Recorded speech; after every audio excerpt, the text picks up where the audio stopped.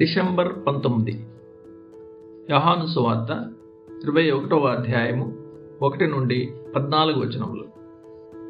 ఇతర సంఘటనల వలె ఇక్కడ నిజమైన శరీరాన్ని కలిగిన పునరుత్థాన ప్రభువును 7 వ్యక్తులు ఒకే సమయంలో ఒకేసారి తమ కళ్ళతో చూసిన రుజువును మనం గమనిస్తాం.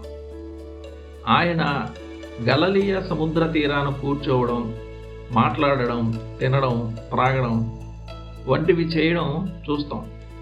అలా ఆయన కొంతసేపు ఉండడం గమనిస్తాం. వసంతకాలపు సూర్యోదయం ఆ చిన్న గుంపు మీద ప్రకాశించింది.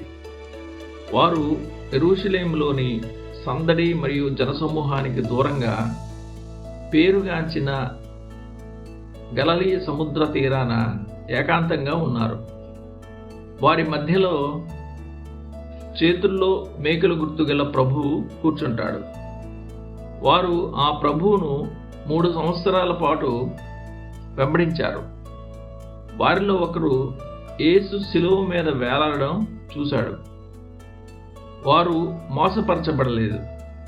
యేసు మృతులలో నుండి లేచాడని చూపడానికి ఇంతకు మించిన రుజువును ఇవ్వవచ్చని ఎవరైనా చెప్పగలరా?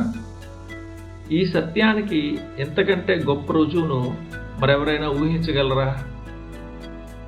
పేతురు ఒప్పించబడి తృప్తి చెందాడని మనకు తెలుసు.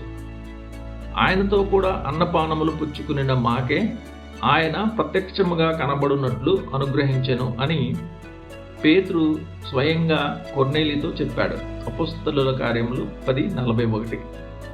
ఈ ఆధునిక కాలంలో ఎవరు నమ్మలేకపోతున్నామని చెబుతున్నారో వారు ఏ సాక్ష్యాన్నైనా నమ్మకూడదని నిర్ధారించుకున్నట్లే. మన ప్రభువు తిరిగి లేచాడని నిరూపించడానికి మనకు ఇంత గొప్ప సాక్ష్య సమూహం ఉన్నందుకు దేవునికి వందనాలు చెల్లించుదాం. క్రీస్తు దైవిక కార్యానికి గొప్ప రుజువు క్రీస్తుని పునరుత్థానమే. ఒకవేళ ఆయన గనుక మూడవ రోజున తిరిగి లేవకపోతే యూదులు తన్ను మెస్సియాగా నమ్మనవసరం లేదని ఆయన వారితో చెప్పాడు. ఆయన వచ్చిన కార్యాన్ని ముగించాడని అది నిరూపించింది. మన ప్రత్యామ్నాయంగా ఆయన సమాధిని గెలిచాడు. ఏ అవిశ్వాసి వివరించలేని గొప్ప అద్భుతమే క్రీస్తు పునరుత్థానం. మనుష్యులకు ఇష్టమైతే వారు బిలాము గాడిద, చేప కడుపులోని యోనా గురించి వితండవాదం చేయవచ్చు. కానీ వారు క్రీస్తు తిరిగి లేవలేదు అనేంత వరకు మనం కొనసాగవద్దు. అన్నిటికంటే ముఖ్యంగా క్రీస్తు పునరుత్థానం మన సొంత వాగ్దానం. సమాధి శిరస్సును నిర్బంధించలేదు కనుక సభ్యులను కూడా నిర్బంధించలేదు ధ్యానం కోసం.